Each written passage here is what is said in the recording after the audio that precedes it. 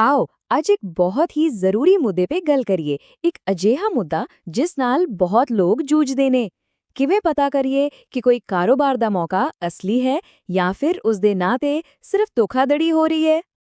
ਅੱਛਾ, ਕਦੇ ਕਿਸੇ ਨਾਲ ਇੰਜ ਹੋਇਆ ਹੈ ਕਿ ਕਿਸੇ ਨੇ ਕਿਹਾ ਹੋਵੇ ਪ੍ਰੋਡਕਟ ਕੰਬੋ ਚਾਹੀਦਾ ਹੈ ਤਾਂ ਪੈਸੇ ਮੇਰੇ ਪਰਸਨਲ ਅਕਾਊਂਟ 'ਚ ਪਾ ਦਿਓ। ਜੇ ਹਾਂ, ਤਾਂ ਇਹ ਗੱਲ ਬਹੁਤ ਧਿਆਨ ਨਾਲ ਸੁਣਨ ਵਾਲੀ ਹੈ। ਆਪਾਂ ਅੱਜ ਫੋਰਐਵਰ ਲਿਵਿੰਗ ਪ੍ਰੋਡਕਟਸ ਯਾਨੀ FLP ਦੇ ਆਲੇ-ਦੁਆਲੇ ਦੇ ਕੁਝ ਸੱਚ ਝੂਠ ਨੂੰ ਸਮਝਣ ਦੀ ਕੋਸ਼ਿਸ਼ ਕਰਾਂਗੇ। ਸੋ ਸਭ ਤੋਂ ਪਹਿਲਾ ਤੇ ਵੱਡਾ ਸਵਾਲ ਤਾਂ ਇਹੀ ਹੈ ਕਿ ਗੜਬੜ ਕਿੱਥੇ ਹੈ? ਕਿ ਕੰਪਨੀ ਹੀ ਗਲਤ ਹੈ ਜਾਂ ਫਿਰ ਕੁਝ ਲੋਕ ਧੋਖਾ ਕਰ ਰਹੇ ਨੇ? ਚਲੋ ਇਸੇ ਗੱਲ ਦੀ ਤਹਿ ਤੱਕ ਚੱਲਦੇ ਹਾਂ। ਦੇਖੋ, ਜੇ FLP ਦੀ ਗੱਲ ਕਰੀਏ ਤਾਂ ਇਹ ਕੋਈ ਅੱਜਕੱਲ੍ਹ ਦੀ ਕੰਪਨੀ ਨਹੀਂ ਹੈ। ਇਹ ਤਾਂ 1978 'ਚ ਅਮਰੀਕਾ ਵਿੱਚ ਸ਼ੁਰੂ ਹੋਈ ਸੀ ਤੇ ਅੱਜ ਇਹ 45 ਸਾਲਾਂ ਤੋਂ ਵੱਧ ਸਮੇਂ ਤੋਂ 160 ਤੋਂ ਵੀ ਵੱਧ ਦੇਸ਼ਾਂ ਵਿੱਚ ਕਾਨੂੰਨੀ ਤੌਰ ਤੇ ਆਪਣਾ ਕੰਮ ਕਰ ਰਹੀ ਹੈ। ਮਤਲਬ ਇਸ ਦੀ ਪਹੁੰਚ ਪੂਰੀ ਦੁਨੀਆ 'ਚ। ਤਾਂ ਫਿਰ ਅਸਲ ਮੁੱਦਾ ਕੀ ਹੈ? ਮੁੱਦਾ ਕੰਪਨੀ ਦਾ ਨਹੀਂ, ਸਗੋਂ ਉਹਨਾਂ ਕੁਝ ਲੋਕਾਂ ਦਾ ਹੈ ਜਿਹੜੇ ਸਿਸਟਮ ਦਾ ਗਲਤ ਫਾਇਦਾ ਚੁੱਕਦੇ ਨੇ ਤੇ ਆਪਣੇ ਨਿੱਜੀ ਲਾਭ ਲਈ ਕੰਪਨੀ ਦਾ ਨਾਂ ਬਦਨਾਮ ਕਰਦੇ ਨੇ। ਇਹਨਾਂ ਦੋਵਾਂ 'ਚ ਫਰਕ ਸਮਝਣਾ ਬਹੁਤ ਜ਼ਰੂਰੀ ਹੈ। ਤਾਂ ਫਿਰ ਪਤਾ ਕਿਵੇਂ ਲੱਗੇਗਾ ਕਿ ਧੋਖਾ ਹੋ ਰਿਹਾ ਹੈ? ਉਹ ਕਿਹੜੇ ਰੈੱਡ ਫਲੈਗਸ ਨੇ ਜਿਨ੍ਹਾਂ ਤੋਂ ਬਚ ਕੇ ਰਹਿਣਾ ਚਾਹੀਦਾ ਹੈ? ਚਲੋ ਹੁਣ ਉਹਨਾਂ ਆਮ ਘੁਟਾਲਿਆਂ ਦਾ ਪਰਦਾਫਾਸ਼ ਕਰਦੇ ਹਾਂ। ਇੱਕ ਗੱਲ ਬਿਲਕੁਲ ਗੰਢ ਬੰਨ੍ਹ ਲੈਣ ਵਾਲੀ ਹੈ। ਜੇ ਕੋਈ ਕਹੇ ਕਿ ID ਰਜਿਸਟ੍ਰੇਸ਼ਨ ਫੀਸ ਦਿਓ ਜਾਂ ਸੀਟ ਬੁਕਿੰਗ ਲਈ ਪੈਸੇ ਲੱਗਣਗੇ ਜਾਂ ਫਿਰ 1200-1500 ਰੁਪਏ ID ਐਕਟੀਵੇਸ਼ਨ ਦੇ ਨੇ, ਤਾਂ ਸਮਝ ਜਾਣਾ ਕਿ ਇਹ ਸਭ ਝੂਠ ਹੈ। ਕੰਪਨੀ ਦੀ ਪਾਲਿਸੀ ਵਿੱਚ ਅਜਿਹੀ ਕੋਈ ਫੀਸ ਹੈ ਹੀ ਨਹੀਂ। ਇਹ ਸਿੱਧਾ ਕਪਲਾ ਹੈ। ਇੱਕ ਹੋਰ ਬਹੁਤ ਮਸ਼ਹੂਰ ਚਾਲ ਹੈ।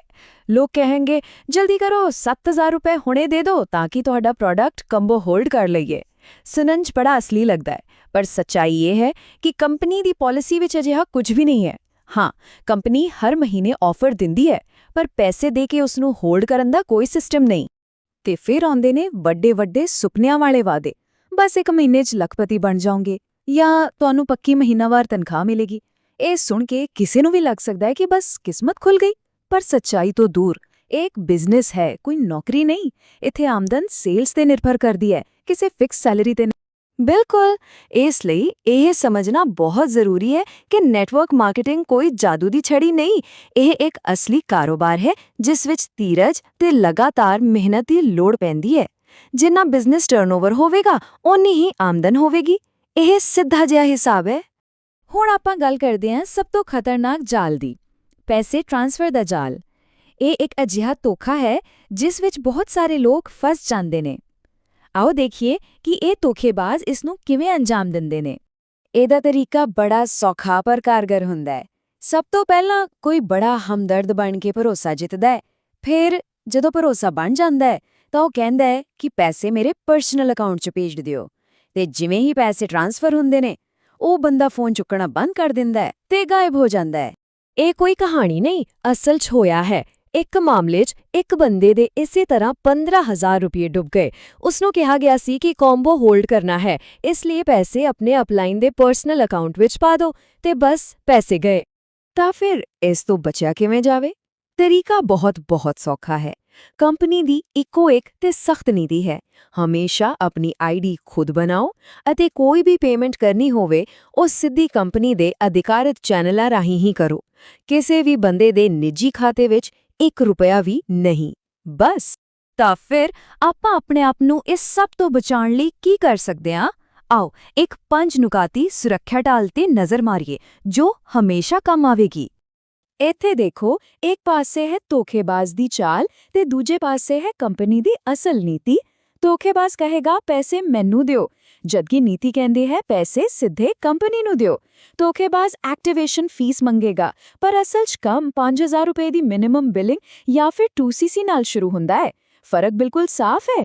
ਤਾਂ ਆਪਣੇ ਆਪ ਨੂੰ ਬਚਾਉਣ ਲਈ ਕੀ ਕਰਨਾ ਚਾਹੀਦਾ ਹੈ? ਸਭ ਤੋਂ ਪਹਿਲਾਂ ਕੰਪਨੀ ਦੀ ਅਧਿਕਾਰਿਤ ਪਾਲਿਸੀ ਨੂੰ ਖੁਦ ਪੜ੍ਹੋ। ਸਾਰੀ ਜਾਣਕਾਰੀ ਕੰਪਨੀ ਦੀ ਆਫੀਸ਼ੀਅਲ ਵੈਬਸਾਈਟ ਤੋਂ ਲਓ।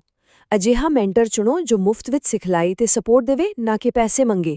ਤੇ ਹਾਂ, ਕੋਈ ਵੀ ਪੈਸਾ ਦੇਣ ਤੋਂ ਪਹਿਲਾਂ ਬਿਜ਼ਨਸ ਮਾਡਲ ਨੂੰ ਚੰਗੀ ਤਰ੍ਹਾਂ ਸਮਝ ਲਓ। ਇੱਥੇ ਆਪਣੇ ਆਪ ਤੋਂ ਇੱਕ ਸਵਾਲ ਪੁੱਛਣਾ ਬਣਦਾ ਹੈ। ਜਿਸ ਨੂੰ ਮੈਂਟਰ ਚੁਣਨ ਬਾਰੇ ਸੋਚ ਰਹੇ ਹੋ, ਕਿ ਉਹ ਸੱਚਮੁੱਚ ਕੰਮ ਕਰਨ ਦੇ ਤਰੀਕੇ ਤੇ ਅਸਲੀ ਹੁਨਰ ਸਿਖਾ ਰਿਹਾ ਹੈ ਜਾਂ ਫਿਰ ਸਿਰਫ ਮੋਟੀਵੇਸ਼ਨਲ ਗੱਲਾਂ ਕਰਕੇ ਜੋਸ਼ ਭਰ ਰਿਹਾ ਹੈ। ਦੋਹਾਂ 'ਚ ਬਹੁਤ ਵੱਡਾ ਫਰਕ ਹੈ। ਤੇ ਆਖਰ ਵਿੱਚ ਸਭ ਤੋਂ ਜ਼ਰੂਰੀ ਗੱਲ ਤੇ ਆਉਂਦੇ ਹਾਂ, ਮਾਨਸਿਕਤਾ। ਕੀ ਇਸ ਨੂੰ ਇੱਕ ਅਸਲੀ ਕਾਰੋਬਾਰ ਵਾਂਗ ਦੇਖਿਆ ਜਾ ਰਿਹਾ ਹੈ ਜਾਂ ਫਿਰ ਰਾਤੋਂ-ਰਾਤ ਅਮੀਰ ਬਣਨ ਵਾਲੀ ਕੋਈ ਸਕੀਮ ਸਮਝਿਆ ਜਾ ਰਿਹਾ ਹੈ? ਸੱਚ ਤਾਂ ਇਹ ਹੈ ਕਿ ਇੱਕ ਅਸਲੀ ਕਾਰੋਬਾਰ ਧੀਰਜ ਮੰਗਦਾ ਹੈ, ਲਗਾਤਾਰ ਮਿਹਨਤ ਮੰਗਦਾ ਹੈ ਤੇ ਪੈਸਾ ਵਾਪਸ ਆਉਣ 'ਚ ਸਮਾਂ ਲੱਗਦਾ ਹੈ। ਦੂਜੇ ਪਾਸੇ ਜਿਹੜੀ ਜਲਦੀ ਅਮੀਰ ਬਣਨ ਵਾਲੀ ਸੋਚ ਹੈ, ਉਹ ਸਿਰਫ ਝੂਠੇ ਵਾਅਦੇ ਕਰਦੀ ਹੈ। ਤੁਰੰਤ ਨਤੀਜੇ, ਆਸਾਨ ਪੈਸਾ ਤੇ ਤੇਜ਼ ਰਿਟਰਨ। ਇਹ ਇੱਕ ਮਿੱਥ ਹੈ, ਹਕੀਕਤ ਨਹੀਂ। ਇਸ ਲਈ ਸਭ ਤੋਂ ਵਧੀਆ ਬਚਾਅ ਕੀ ਹੈ?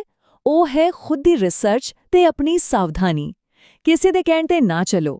ਹਰ ਜਾਣਕਾਰੀ ਨੂੰ ਖੁਦ ਪਰਖੋ ਤੇ ਕੰਪਨੀ ਦੀਆਂ ਅਧਿਕਾਰਿਤ ਨੀਤੀਆਂ ਤੇ ਹੀ ਭਰੋਸਾ ਕਰੋ, ਕਿਸੇ ਦੇ ਨਿੱਜੀ ਵਾਅਦਿਆਂ ਤੇ ਨਹੀਂ। ਤਾਂ ਇਹ ਸਾਰੀ ਗੱਲਬਾਤ ਸਾਨੂੰ ਇੱਕ ਵੱਡੇ ਸਵਾਲ ਤੇ ਲਿਆ ਕੇ ਖੜਾ ਕਰ ਦਿੰਦੀ ਹੈ। ਇੱਕ ਅਜਿਹਾ ਬਿਜ਼ਨਸ ਜੋ ਲੋਕਾਂ ਦੇ ਆਪਸੀ ਨੈਟਵਰਕ ਤੇ ਹੀ ਚੱਲਦਾ ਹੈ, ਉਸ ਵਿੱਚ ਜਿਹੜਾ ਨਵਾਂ ਬੰਦਾ ਆਉਂਦਾ ਹੈ, ਉਸ ਨੂੰ ਧੋਖੇ ਤੋਂ ਬਚਾਉਣ ਦੀ ਜ਼ਿੰਮੇਵਾਰੀ ਆਖਿਰ ਹੈ ਕਿਸ ਦੀ?